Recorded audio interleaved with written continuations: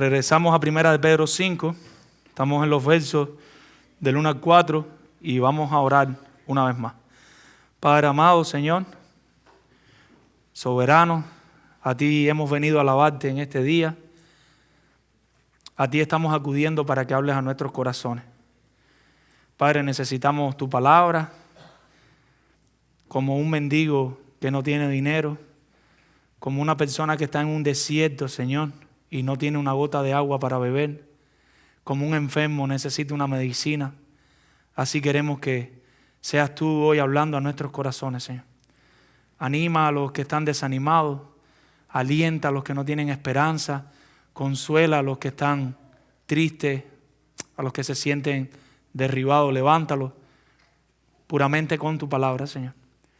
Ayúdanos a sujetarnos a tu palabra y a hablar solamente a través de tu palabra lo que el autor original quería decirle a las personas de la época, que eso sea lo mismo que nosotros tratemos de explicar hoy y lo que quieres decirnos a nosotros a través de esa palabra, Señor.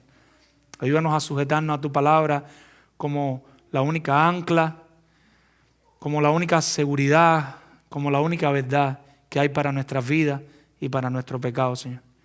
Padre, yo te pido en especial perdón por mis pecados, Señor. Perdóname, Dios. Si no fuera por Cristo, si no fuera por ti, no me paro en este púlpito a predicar, Señor. Solo tú permites que predicadores se paren aquí a pesar de ellos mismos, Señor. Ahora, Dios, sé poniendo a la congregación en sintonía contigo y ministra, Señor. Ministra a nuestras vidas. Una vez más, Señor, perdona nuestros pecados. En el nombre de Jesús. Amén. Hemos estado en una serie de predicación sobre los pastores, sobre el pastoreo, y para la gloria de Dios y el bien de muchos, ya hoy terminamos, si el Señor lo permite. Un poco de nostalgia, porque yo sé que posiblemente nos demoremos en volver a hablar de este tema, pero al mismo tiempo me da alegría, porque nunca es igual trabajar con un texto donde uno le puede hablar a los pastores y a la congregación que trabajar con textos que son directamente para los pastores y querer hablarle también a la congregación las implicaciones que eso trae. Estaba escuchando en estos días esta reflexión y quería hacérsela. Cuentan que en una ocasión había un pequeño niño que estaba dando un concierto de piano. Habían alrededor de 3,000 personas reunidas, si la mente no me falla, y el niño empieza a tocar su concierto, las personas a emocionarse, algunos lloraban, algunos aplaudían, todo el mundo estaba bien atento a lo que el niño estaba haciendo. Y después de 2 horas que duró el concierto, el niño termina, toca su última nota, su último acorde, y todas las personas se ponen de pie y comienzan a aplaudir. Pero el niño estaba sentado en un banco, llorando, triste. Y alguien le pregunta por qué él estaba triste y llorando. Y es que de las 3,000 personas que habían, 2,999 se habían parado a aplaudir, pero una persona se había quedado sentada. Y él dijo, yo estoy triste porque esa persona no se paró. Y como siempre estamos prontos para juzgar, le dijeron, pero ¿qué te pasa si 2,999 personas se pararon a aplaudir? Usted es la persona más orgullosa del mundo, ¿qué te pasa? ¿Por qué una sola y tú estás triste? Y dice, es que esa persona es mi maestro. Esa persona fue la persona que me enseñó a tocar. Él sabe en qué acorde me equivoqué. Él sabe en qué nota no llegué. Él sabe que hice mal y él no se paró a aplaudir. ¿Y cuál es mi ánimo en esta mañana para todos, en especial para los pastores? Y es que nosotros tenemos una audiencia de uno. Nosotros tenemos una audiencia de un solo maestro y ese maestro se llama Jesucristo. Y Él a través de su palabra nos ha dicho cuáles son las notas, los acordes que debemos tocar para su gloria. Y nosotros debemos vivir esta vida, tocar esta nota musical de manera tal que ese sea el aplauso, el reconocimiento, la recompensa que nosotros queremos recibir. Que cuando nosotros lleguemos al final de nuestro caminar cristiano, aunque nos vamos a fallar, aunque nos vamos a equivocar, pero que en nuestra mente, en nuestros corazones esté que al final nosotros queremos recibir la recompensa, el aplauso del Maestro. Que nosotros caminemos para la gloria de Dios. Que nosotros vivamos de una manera piadosa. Esa palabra piedad significa ser como Cristo. Que nosotros vivamos en esta vida buscando ser como Cristo para la gloria de Dios, hasta que llegue la recompensa que en un sentido todos vamos a recibir, pero también los pastores. Y para esto estamos utilizando 1 de Pedro 5, del 1 al 4. Hoy vamos a estar viendo los versículos 3 y 4 para terminar. Ya hemos estado hablando de los versículos 1 y 2. Y le habíamos puesto por título a esta predicación, Pastoreando con piedad. Pastoreando con piedad. Seguimos con el mismo título, con el mismo texto. Y lo cierto es que los ancianos deben pastorear piadosamente hasta el final, cuando serán recompensados. Los ancianos deben, es su deber, es su tarea, pastorear piadosamente. ¿Qué significa eso de piadosamente? Pastorear como Cristo pastorearía. Pastorear a la manera de Cristo. ¿Hasta cuándo? Hasta el final. No vale pastorear bien 1 año, no vale pastorear bien 5 años, no vale pastorear bien 10 años. El deber de cada anciano debe ser pastorear fiel hasta el final.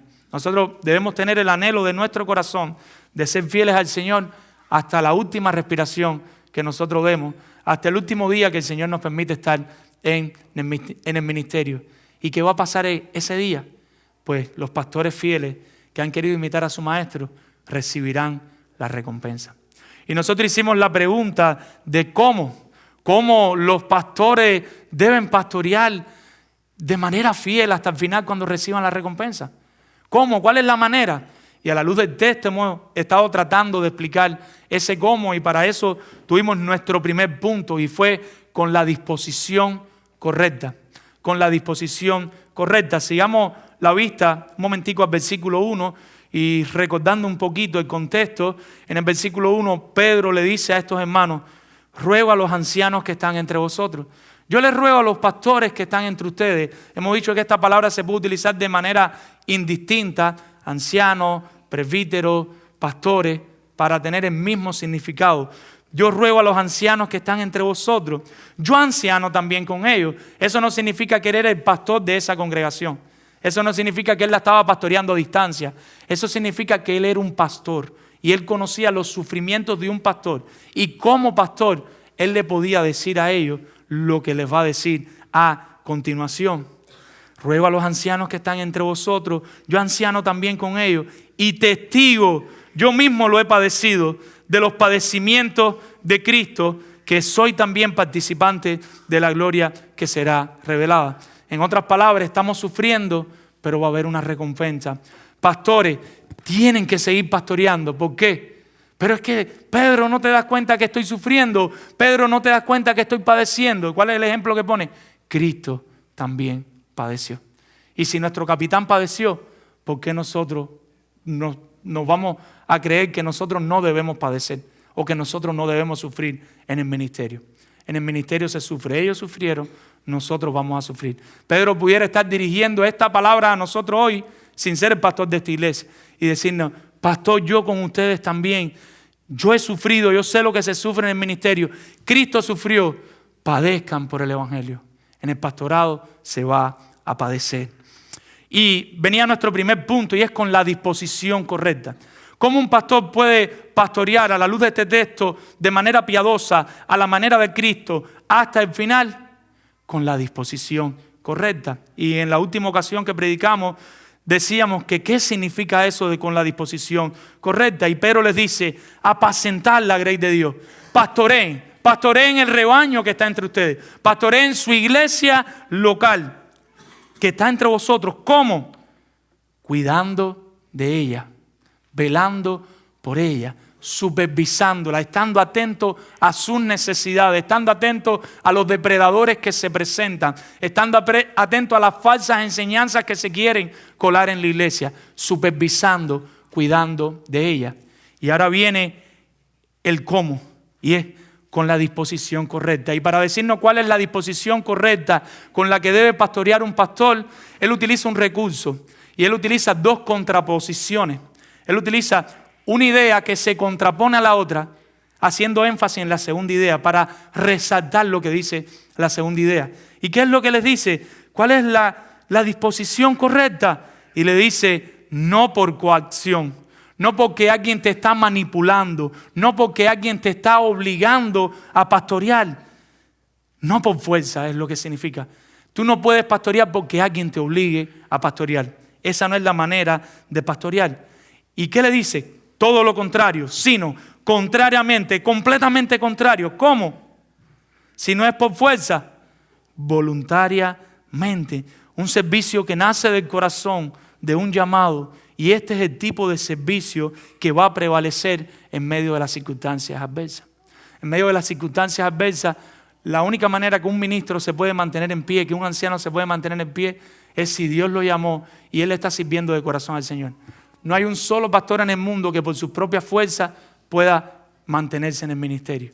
Es mucha la presión, es mucha las luchas, son muchas las cargas.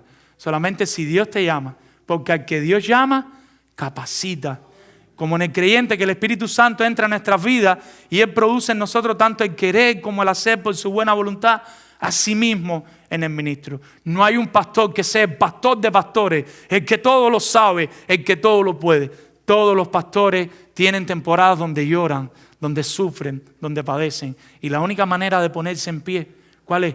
Que el Señor te haya amado y que tú estés pastoreando voluntariamente, no por fuerza, no obligado. Hay ocasiones, lo hemos explicado, que hay personas que se han sentido como que no es su llamado, pero después de aclararlo, de dejárselo ver a la luz de la Escritura, han entendido que Dios los llamó y han pastoreado fielmente. Y viene la segunda contraposición.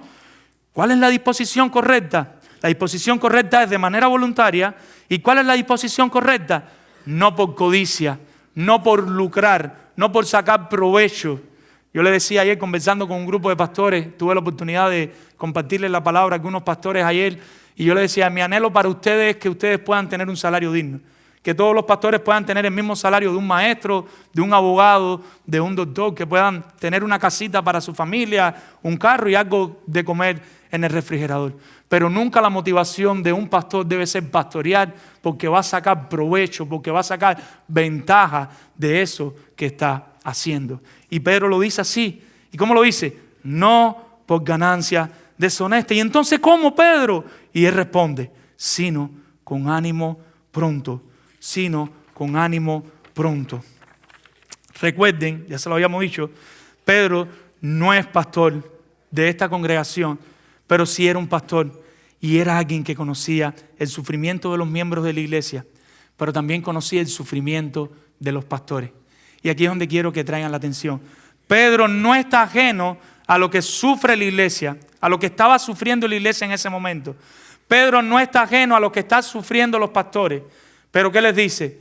Aunque estén sufriendo, aunque esté sufriendo la iglesia, tienen que cumplir con su llamado, tienen que cumplir con su vocación, tienen que pastorear en las fuerzas de Cristo, en el sustento de Cristo, pero tienen que pastorear.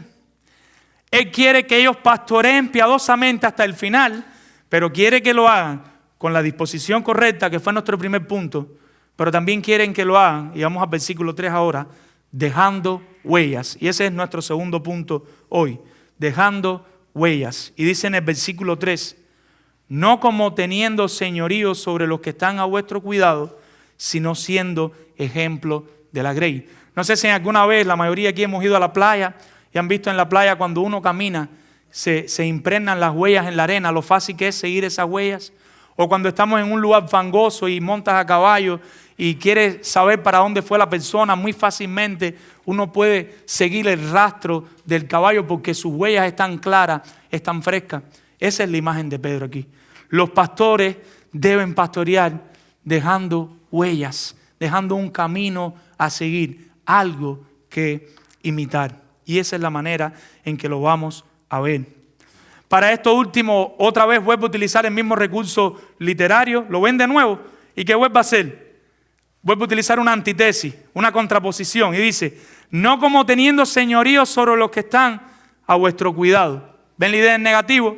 Sino, todo lo contrario, ¿cómo? Siendo ejemplos. Y él lo que quiere hacer es que sea más eficaz la expresión, que nos quede la idea de una manera más clara. Que cuando ellos terminaran de leer esto no quedara como nebuloso. ¿Qué me quiso decir? Te está queriendo decir claro que esto no, pero que esto sí. ¿Lo quieres más claro? Y para eso está utilizando este recurso y así de claro debería quedarnos. Pero ¿qué está diciendo Pedro con esta idea? No como teniendo señorío sobre los que están a vuestro cuidado. Lo que está diciendo es, no de esa manera como un pastor que cree que él es jefe de las personas. Pedro quiere que les quede claro que los pastores no son mandamás. Los pastores deben liderar, guiar, supervisar. En ocasiones tendrán que dar directrices, pero no como un dictador.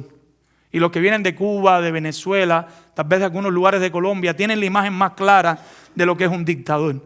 Tal vez los otros países saben por literatura, pero no saben todo el peso de lo que es tener un dictador guiándote. Uno que manda y demanda, pero no hace lo que pide. Es esta persona que te dice, haz lo que yo digo, pero no lo que yo hago. Él sabe para dónde mover sus dedos y él sabe cuántas cargas depositar, pero él ni con un dedito trata de mover alguna. Piensa en personas o en alguien que usa su posición de autoridad para oprimir a los que están bajo ellos. Como diría un cantante que yo no escuchaba, pero ustedes lo han escuchado, Living la Vida Loca, Ricky Martin. O sea, ellos están viviendo la vida loca, ellos tienen sus carros, sus aviones, pero las personas, ¿cómo están? Los pobres ahí en la factoría chequeando pullovers para darle el 10, el 100, el 1000, para que ellos puedan vivir en su fanfarria y en sus cosas. Toda la iglesia bajo sufrimiento por la situación con el Estado. Y en medio de esto, las fuertes cargas que un pastor puede poner sobre los miembros de la iglesia sin darle oportunidad de escucharles, a saber cómo están sus realidades. Entonces, tenemos una iglesia sufriente y Pedro le dice, para nada que su pastoreo sea como el de un dictador.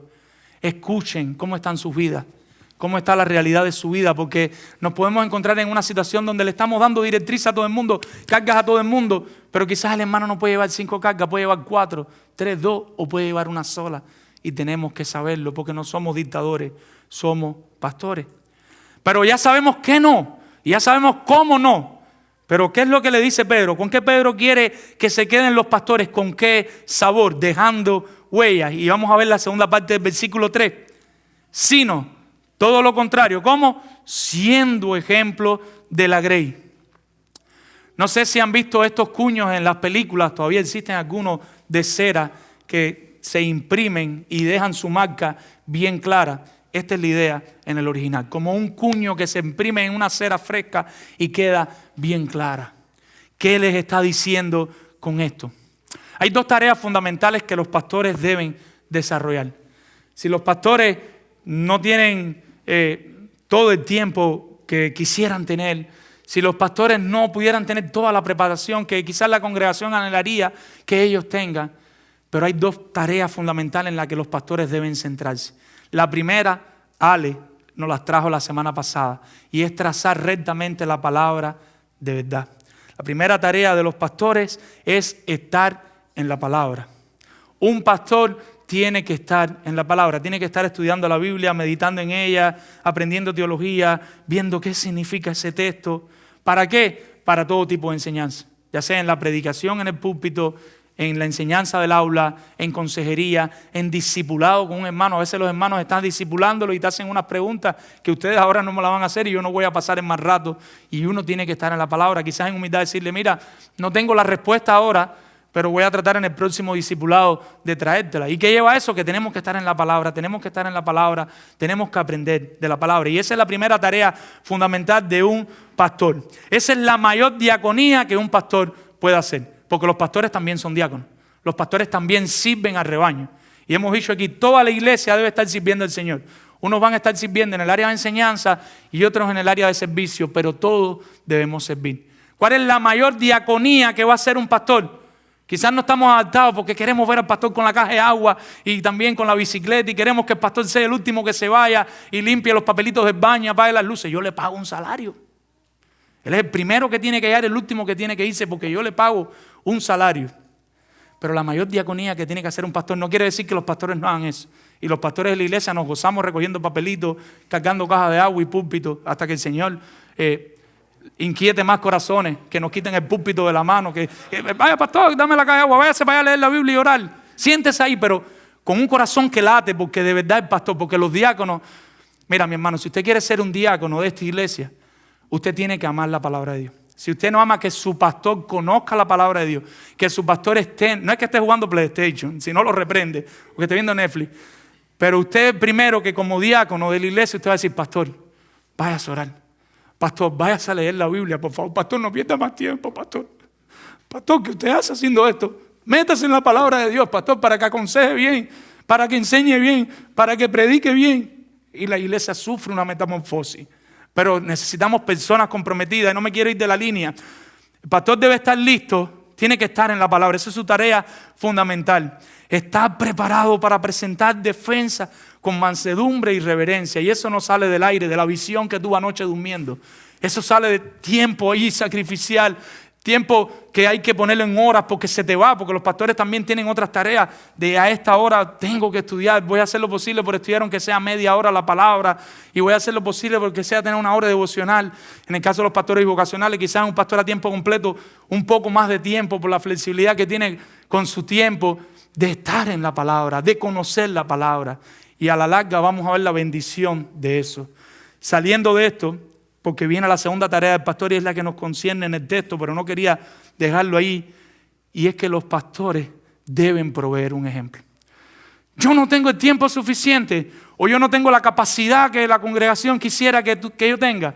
Hay dos cosas que yo no puedo descuidar: estar en la palabra y proveerle un ejemplo a la congregación. Y Pedro lo sabe, le dice, mira, ellos están sufriendo, ustedes están sufriendo, pero hay dos cosas que ustedes no deben descuidar. Una es enseñarle la palabra, que ya lo ha dicho en otras partes, lo hemos venido enseñando en la misma carta, pero ahora le habla de la segunda, es proveerles un ejemplo claro y fresco que ellos puedan seguir. Y para eso le dice, sino siendo ejemplo de la grey. Marquen la vida de otros.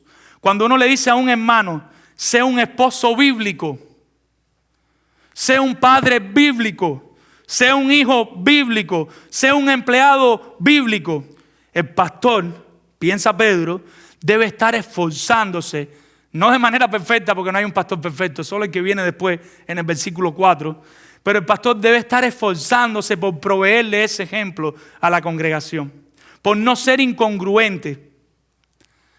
Y esto duele, mi hermano, porque a nosotros, a todos, yo creo que todos los pastores podemos luchar con esto en un momento, nos gusta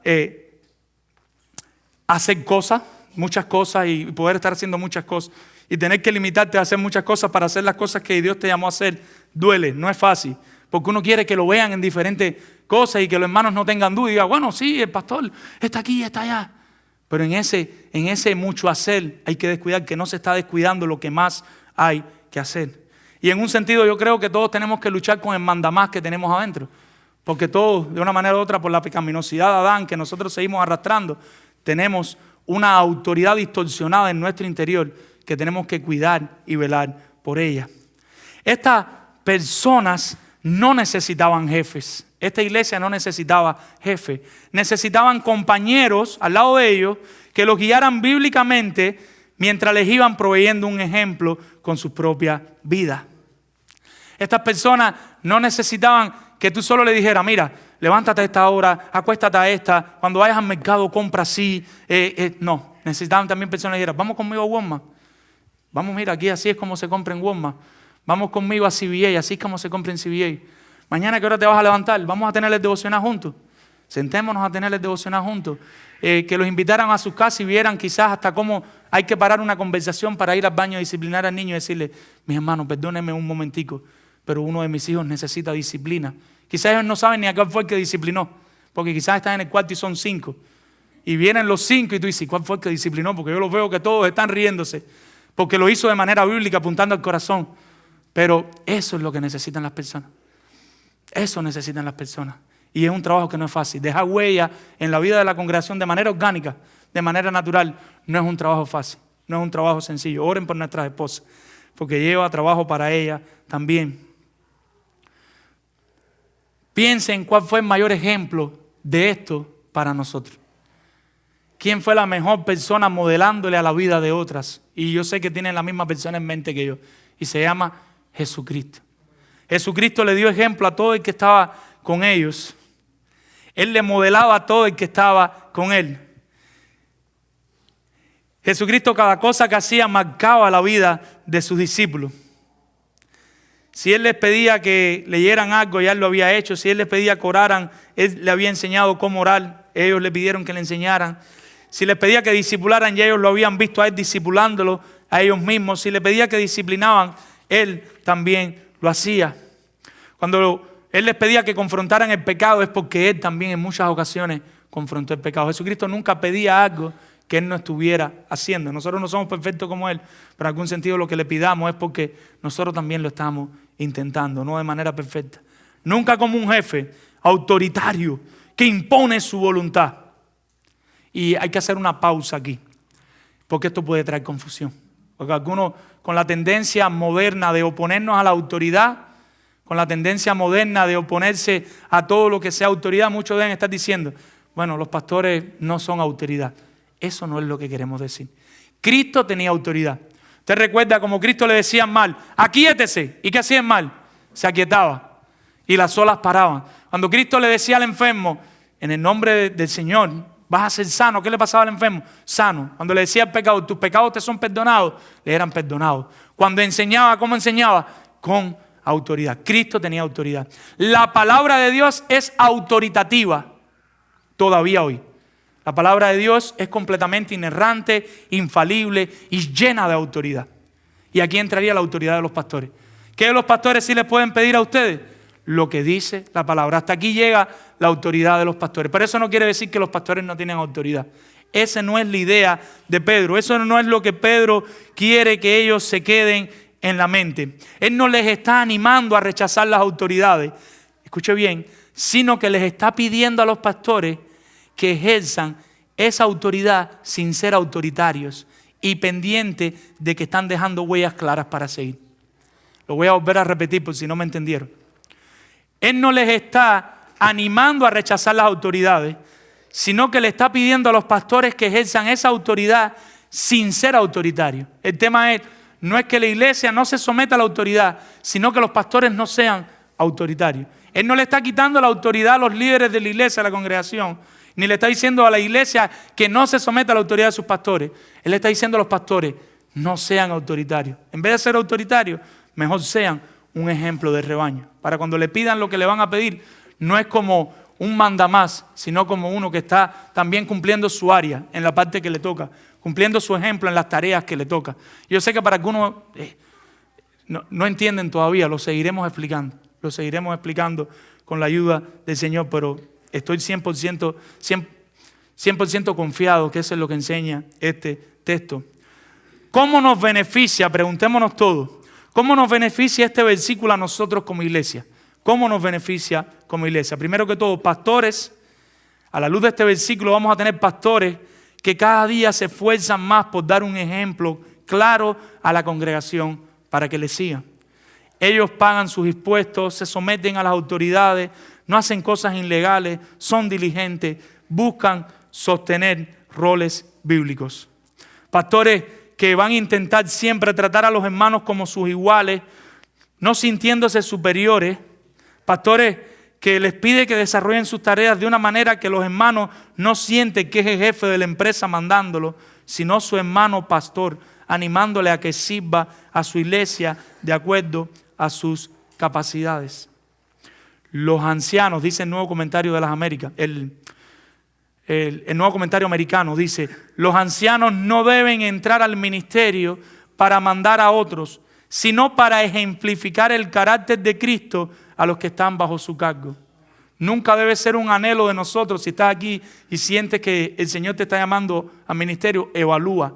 Si lo que quieres entrar al ministerio es para hacer un mandamás, para estar bajo la luz esta que ahorita no se encendía y la pudimos encender gracias a Dios.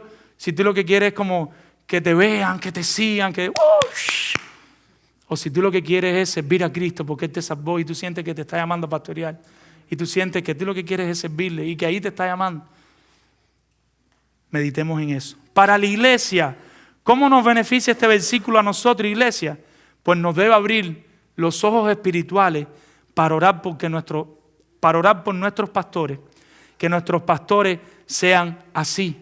Oren por un liderazgo así de sus pastores, porque somos pecadores y podemos fallar. y en algún momento se nos puede ir la medida, podemos fallarle. Oren, sosténganos en oración a nosotros.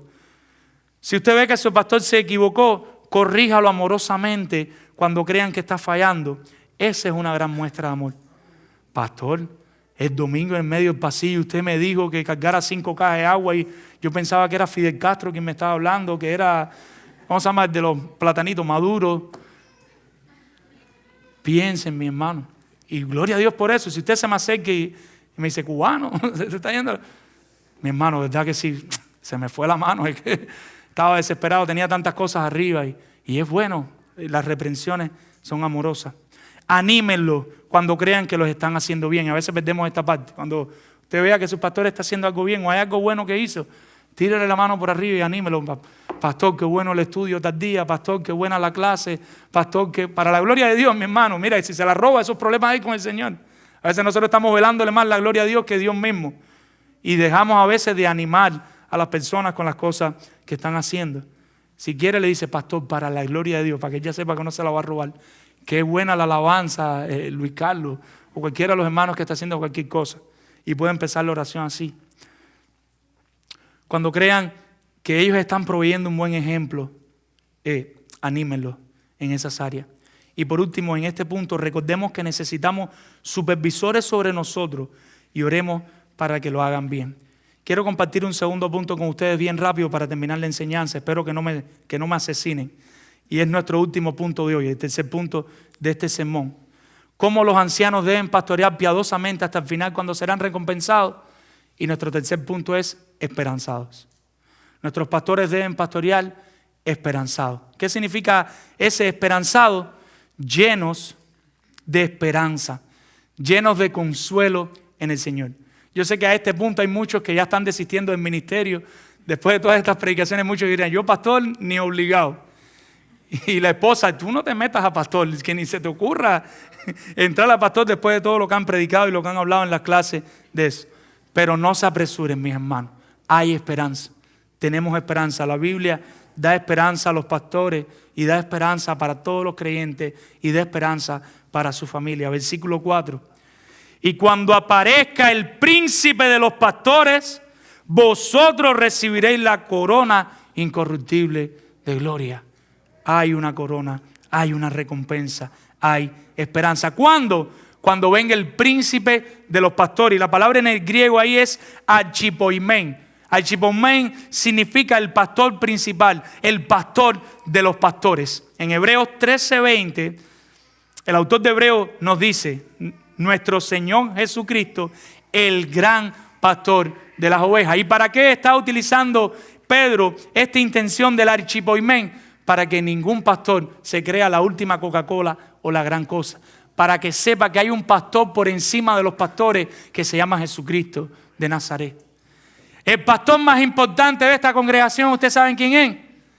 Jesucristo es el pastor más importante. Jesucristo es el pastor de los pastores. El pastor más importante y más famoso de Estados Unidos, ¿quién es? Jesucristo. El pastor más importante y más famoso del mundo, ¿quién es? Jesucristo. El archipoimen, el pastor de los pastores. Los judíos utilizaban este término también en la sinagoga para hablar de su liderazgo. Ellos siguen la autoridad de Cristo. Recordemos que cuando venga la segunda venida, los pastores dejarán de ser pastores. ¿Ustedes nunca han meditado en eso? Cuando nosotros lleguemos a la presencia del Señor o que el Señor venga, ya no dice en ninguna parte de la Biblia que vamos a seguir siendo pastores. El pastor de tal iglesia va a estar en tal lugar. No dice esto. Es una labor temporal, como el diácono, como los hermanos que sirven en las diferentes áreas. Tienen que hacerlo con la misma fidelidad de los demás hermanos. Y eso incluye en ocasiones autoridad y liderazgo. Pero eso no significa que son los jefes o los dueños. O eso no significa que son mejores. Sí, es una tarea gloriosa. Es una tarea digna. El Señor le ha entregado y por eso creo que viene lo que viene al final. Recordemos que cuando venga esa segunda venida, ya lo dije, los pastores dejarán de ser pastores.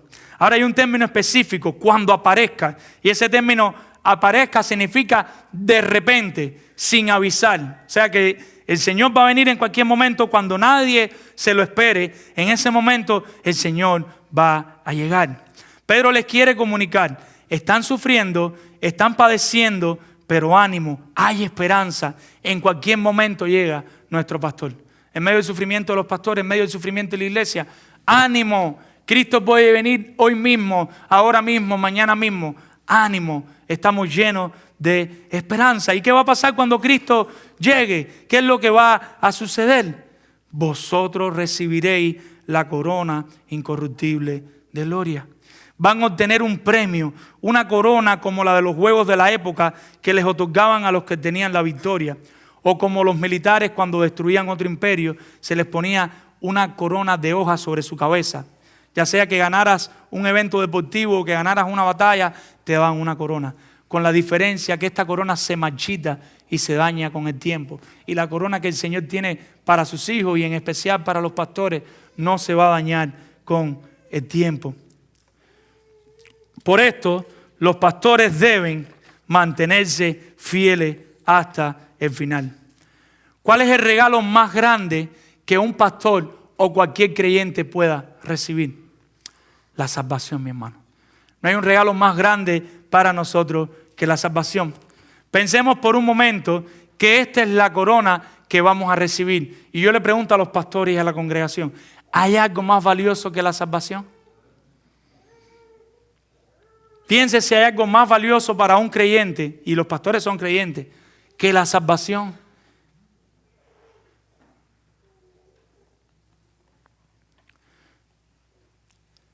Ahora, aún así me inclino por pensar como un grupo de teólogos que esta recompensa para los pastores va un poquito más allá de la salvación quizás. ¿Qué es? No lo sabemos. La Biblia no lo dice. La Biblia no lo dice. Pero el clamor de Pedro es: pastoreen de manera piadosa, porque al final serán recompensados. Pienso de manera particular que los ancianos serán recompensados de una manera que vamos a poder ver cuando llegue esa presencia de Cristo, cuando llegue ese escatón. Ahora, ningún pastor debe pastorear, y esto va a sonar contradictorio, por algún tipo de recompensa, pero sí deben anhelar la recompensa. Y ustedes dirán, me dejaste frito. Ahora sí. Nosotros no pastoreamos por obtener un premio. Nosotros lo hacemos en agradecimiento a lo que el Señor hizo por nosotros. Nosotros lo hacemos porque es lo que el Señor nos ha mandado a hacer y tenemos que hacerlo. Pero de alguna manera podemos tener esperanza de que va a haber una recompensa para esa labor. Podemos estar esperanzados en la recompensa, pero no ir tras el regalo. No estoy pastoreando porque me van a dar $1,000. No sé si eso aclara un poco al final. Pero sí estoy esperanzado porque a pesar de todo lo que se sufre en el ministerio, el Señor tiene una recompensa para los pastores fieles. La recompensa puede alentar a los pastores en momentos difíciles, recordando que no están realizando una labor cualquiera, sino una que el Señor, por su pura gracia, les va a otorgar una recompensa. Esa recompensa nunca va a ser porque ellos se la merecen, siempre va a ser por la gracia de Dios. Mi pregunta es, ¿sin el sacrificio de Cristo hubiera sido posible esta recompensa? Por supuesto que no. Solo porque Cristo murió y resucitó, solo porque Cristo está a la diestra del Padre, los pastores pueden pastorear de manera piadosa hasta el final.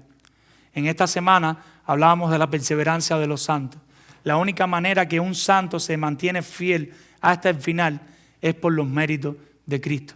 Si Cristo no muere, si Cristo no está donde el Padre intercediendo como abogado defensor por los creyentes y por cada uno de los pastores, ningún pastor va a llegar fiel al final. Si Dios, después que Cristo ascendió, si Cristo no nos envía al Paracleto, al Consolador, al Espíritu Santo, para que habite dentro de los pastores y dentro de cada creyente, acompañándole en su marcha hasta el final, ninguno de los pastores se iba a poder mantener fieles hasta el final. Si Cristo no muere por nosotros, por nuestros pecados, como explicaba Pablo, con esa doble imputación, llevando el castigo que nosotros merecemos y nosotros recibiendo la gracia que no merecemos, si Cristo no hace eso, ninguno de nosotros un día íbamos a ser glorificados. Íbamos a disfrutar de la glorificación, cuando ese cuerpo y esa alma de nosotros se una y sea completamente cambiada para siempre y termine ahí la regeneración, la redención, sobre todo. Eso nunca iba a pasar. Visita que nos acompaña. Tenemos un gran pastor. Persona que te encuentras aquí y todavía estás dudando si Cristo es real, si Cristo no es real. Yo te invito a que vayas hoy delante del Señor y le pidas: Señor, quita las escamas de mis ojos. Ayúdame a verte con claridad. Si lo que ese muchacho estaba diciendo ahí es verdad, yo quiero conocer ese Dios. Yo quiero conocer ese Dios. Tenemos un pastor de pastores que aparecerá por segunda vez en cualquier momento.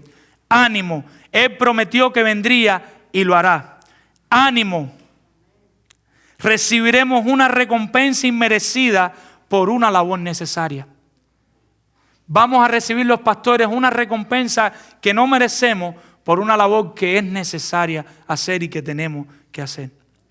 Amado hermano y pastor que te encuentras aquí, tu recompensa es segura. Tu recompensa está garantizada por los méritos de Cristo. Vamos a orar. Padre, Señor, gracias te damos por esta palabra, Señor. Gracias te damos por permitirnos en tu gracia terminar esta serie pastoral. Padre, Señor, que tu palabra no caiga en un suelo estéril. Permite que tu palabra dé fruto en suelo fértil, Señor, y tú sigas cumpliendo el objetivo por el que le enviaste. Sigue animando a los pastores que ya estamos aquí, Señor. Anímanos a mantenernos fieles. Anímanos a pastorear para tu gloria. Anímanos a pastorear no como jefes de tiranías, sino como hermanos pastores que quieren modelar un ejemplo y que quieren glorificarte por lo que ya tú hiciste por nosotros, Señor. Pon en la congregación corazones de siervos, corazones de hermanos humildes que están dispuestos a seguir el liderazgo de sus pastores y que están dispuestos en amor a reprender a sus pastores cuando tengan que hacerlo, buscando tu gloria, no ser reconocido o exaltado. Ayúdanos a ser una congregación donde todos te sirven, ya sea en la palabra, en el servicio, en cada uno de los dones y talentos que tengamos, que los queramos poner a tu servicio para tu gloria, Señor. Confiamos en ti para esta obra, Señor. Descansamos en ti para esta obra, Señor. Ayúdanos a ser una iglesia que vive para tu gloria. Perdona nuestros pecados una vez más y todo te lo pedimos en el nombre de Jesús. Amén.